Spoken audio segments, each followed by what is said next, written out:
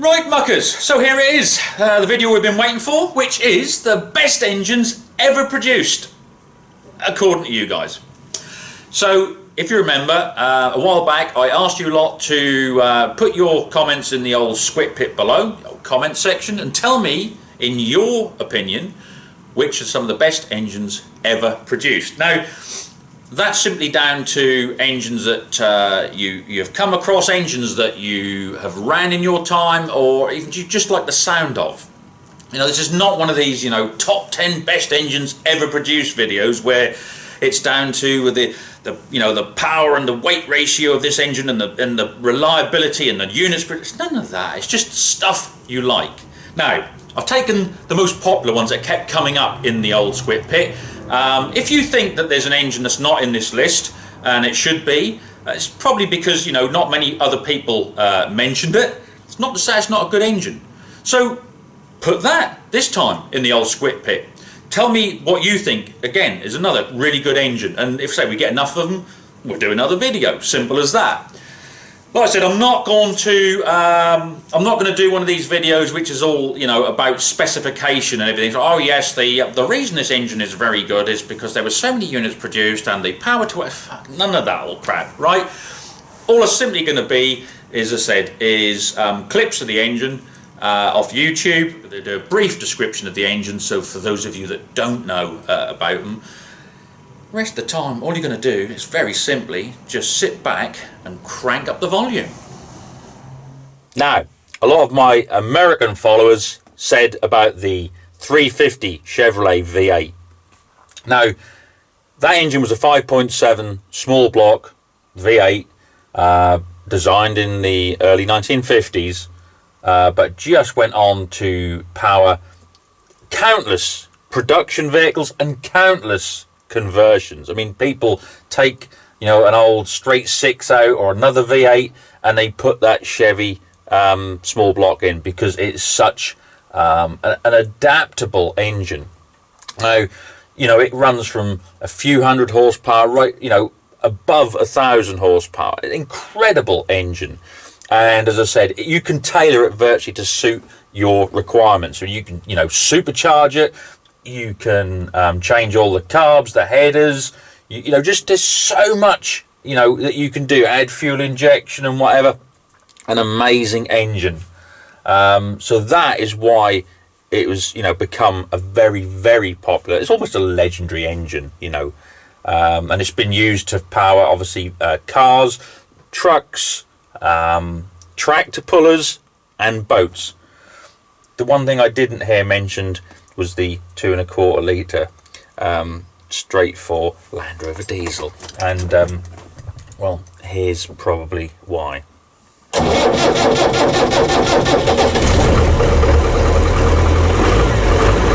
Anyway, let's listen to a couple of Chevys.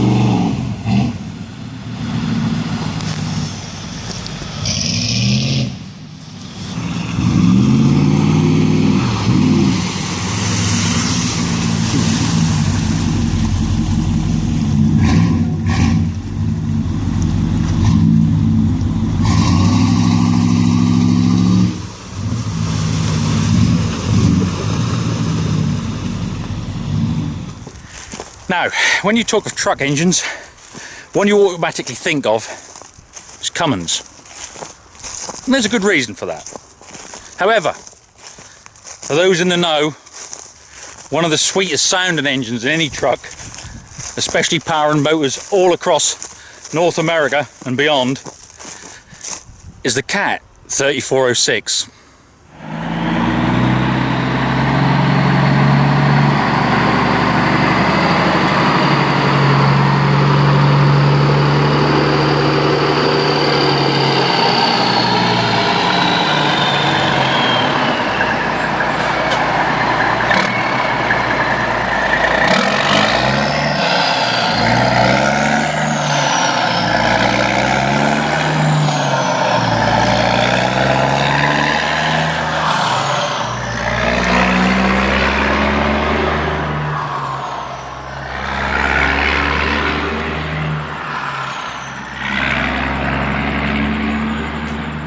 Now, one that keeps coming up all the while with the best sounding engines is the V8 Scania, and they do sound good. However, you get some of these big showy ones and sometimes they're just so on song, they got a lovely note to them. Other times, I don't know, some of these old Tang Scanias, they just sound like someone's farting into an old empty galvanised bucket.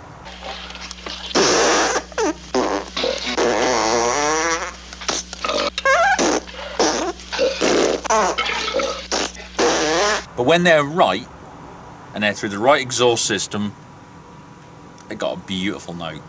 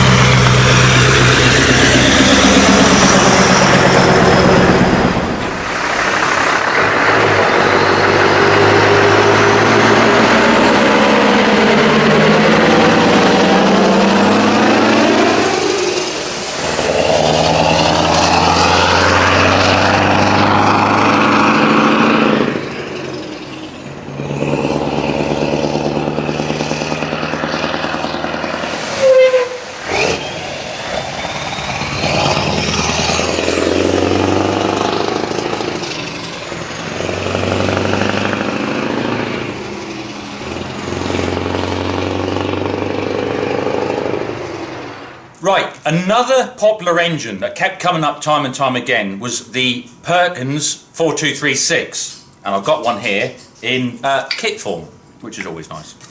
However, when they're assembled, they have powered JCB diggers, Massey Ferguson tractors plus other tractors. They've powered forklifts, they've powered dumpers, they've powered generators, compressors, boats, all sorts. It's such a popular engine.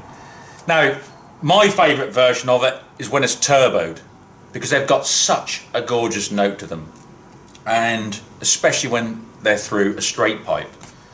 That's right, I did say that. I do enjoy some engines through a straight pipe, the Perkins being one of them, and also the Cummins. Anyway, without further ado, here's some footage of a mate of mine, Casto. He's got a YouTube channel, and he's got a Massey 698 turbo with a 4236. Listen to this.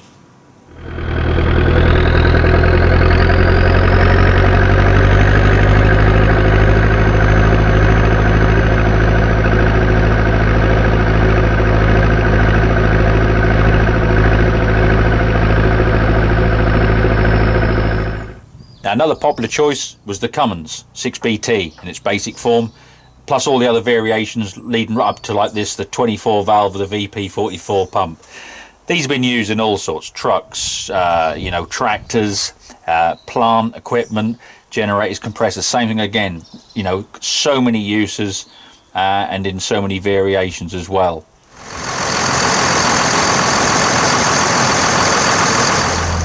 Old Peg gave me a shout out the other day on his channel. This red line's for you, bud.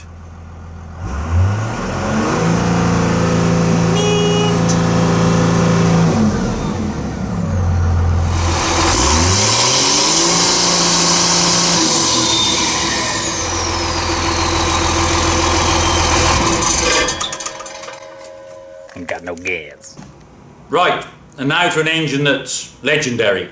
That's a term that's often overused these days, but in this case, a legend it certainly is. Now, these engines have been around since the late 1930s in one sort of form or another, and they were well used and still are in use across North America, Canada, and various locations across the globe. They weren't seen in such prominence in the UK, although they were seen in specific locations such as the oil industry, to a degree automotive, powering trucks, but mainly in construction. That was powering motor scrapers and loading shovels.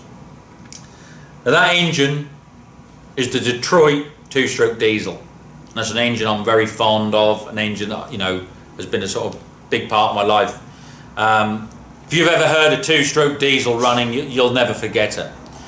And in the next few weeks, we're going to be getting up close and dirty and personal with a Detroit and have a good look at it in detail. But without further ado, let's see a Detroit in its natural element powering a Terex loading shovel.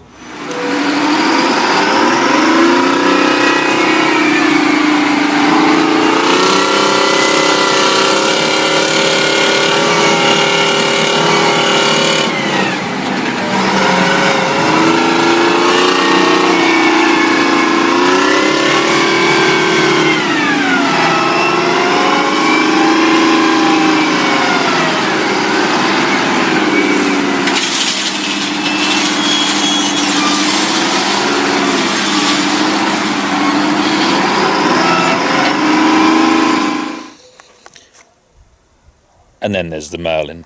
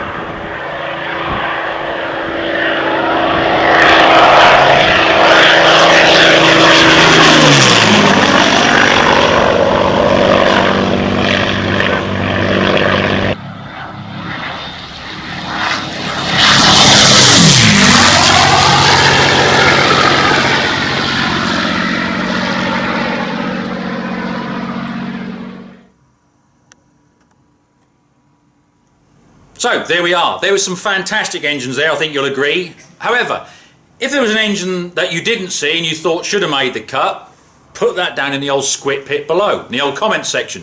If we get enough of them, then in a few weeks' time, I'll do another compilation. Now, we've got lots of stuff coming up, such as we're going to get up close and personal, as I said, to the old 671 Detroit, my one, which is the same sort of engine that's in old Pegleg's Catalina wine mixer.